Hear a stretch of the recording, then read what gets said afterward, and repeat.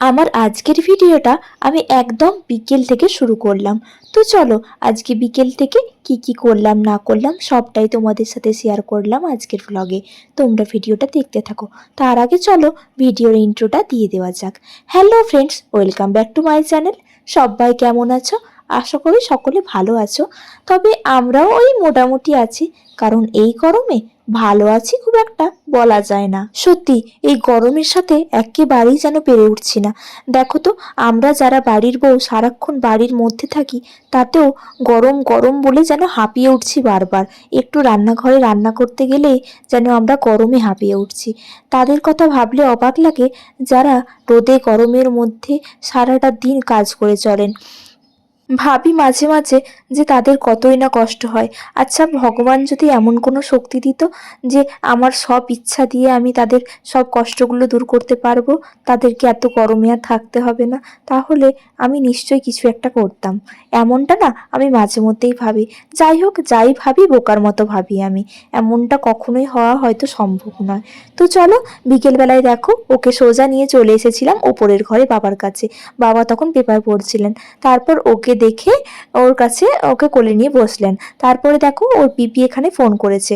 তো পিপির সাথেই ও ভিডিও কলে একটুখানি উ আ করে কথা বলে নিচ্ছিল। আজ বিকেলে ও খুব তাড়াতাড়ি ঘুম থেকে উঠে পড়েছিল, নয়তো ও বিকেল গড়িয়ে সন্ধে হয়ে যায় ঘুম থেকে উঠতে। তাই ওকে না খুব একটা ছাদে মাঝে মধ্যে এখন আর ঘোরানো হচ্ছে না।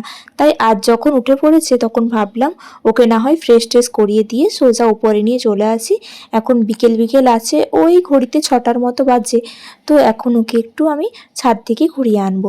তারপর দেখো এখানে বাবাই ওকে ওপরে নিয়ে যাচ্ছিল, বলল থাক, তুমি ওর পিপিকে বরং ভিডিও কলে দেখাও, ততক্ষণ আমি ওকে উপরে নিয়ে যাই। আর এই যে সিঁড়ির কাছে যে ফটো ফ্রেমগুলো আছে না, সেগুলো ও হাঁ করে দেখতে থাকে। প্রত্যেকটা দিনই ও এগুলো দেখে।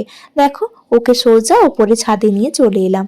আর ছাদে এসেই আমার মেয়ের মুখটা কেমন আনন্দে ভরে উঠেছে দেখেছো তোমরা? ক্যামেরায় কতটা বোঝা যাচ্ছে সেটা বলতে পারবো না, তবে সত্যি সত্যি কিন্তু ও বড্ড আনন্দ পায় ছাদে এলে। এই ছাদে গাছপালাগুলো দেখতে পায়, আকাশ দেখে, তারপর ওই যে পাশাপাশি বাড়িগুলোতে পায়রাগুলো বসে থাকে, সেগুলোও না একদম হাঁ করে দেখতে থাকে। বড্ড আনন্দ পায় মেয়েটা আমার এগুলো দেখলে। জানো তো, ওর পিপি না মাঝে মধ্যে ওকে বুকুলি বলে ডাকে।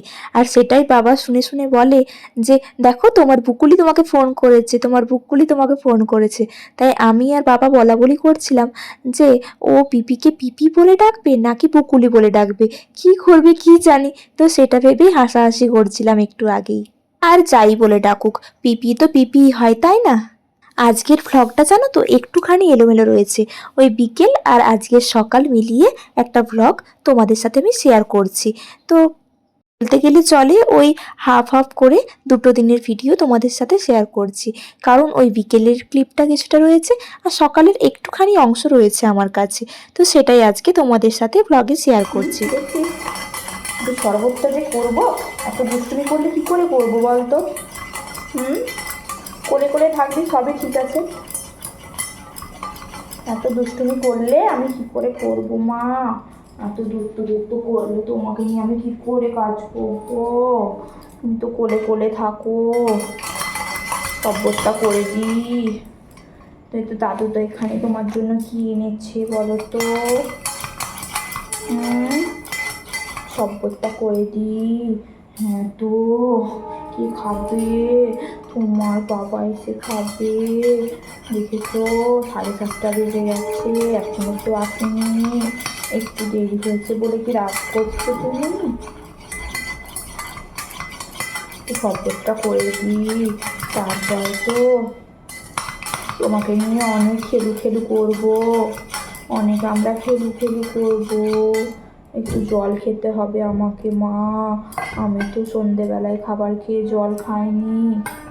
তো জলটা তো খেতে হবে, তোমাকে নিয়ে তো খেতে ভয় লাগে, তোমাকে খাটে রেখে আসতে ভয় লাগে আমার।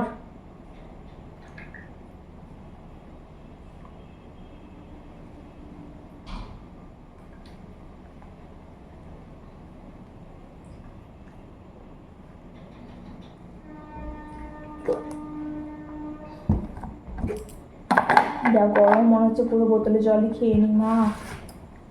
আর এটা কার জন্য এনেছে গো? ডাল মিছিরিটা কে খাবে? তুমি খাবে নাকি? তুমি কি খাবে?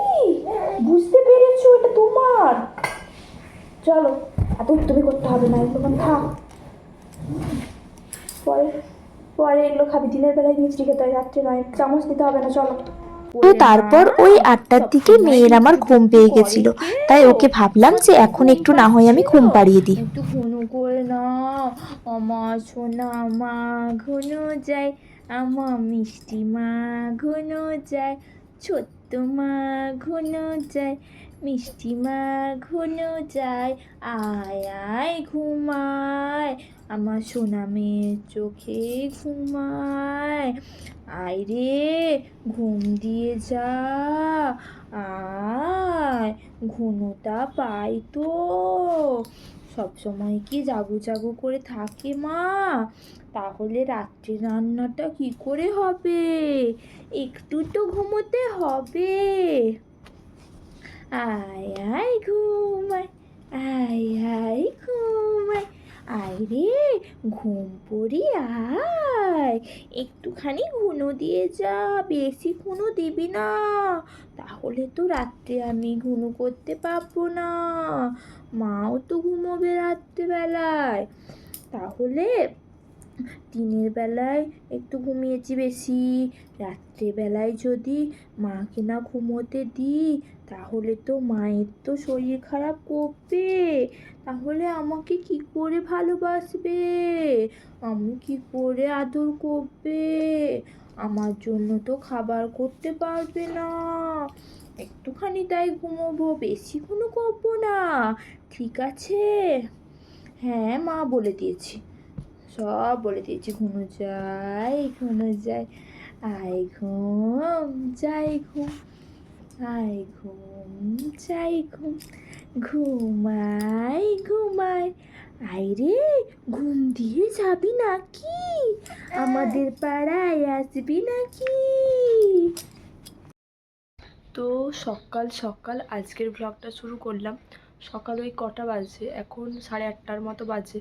আমার স্নান টান সমস্ত কিছু কমপ্লিট হয়ে গেছে। তো এদিকে স্নান করে এসে দেখি মেয়েও উঠে পড়েছে। এত সকালেও কোনো দিন ওঠে না, তবে আজ উঠে পড়েছে। যাই হোক, ভালোই হয়েছে। দাঁড়াও ওকে দেখাই আমি। দেখেছো, উঠে পড়েছে মাটা। হ্যাঁ, এত সকাল উঠতে হয়। গুড মর্নিং বলবে তো?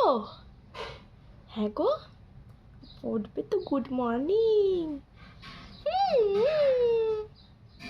এত সকাল উঠে পড়েছো, তুমি কি মাকে খুঁজছিলে? খুঁজে পাওনি তাই উঠে পড়েছো? ওই দেখো দেখো, 8:30 পেরিয়ে গেছে, এত সকাল উঠেছো, যেই তুমি 11:30টায় উঠতে তার এত প্রমোশন হয়ে গেছে। হ্যাঁ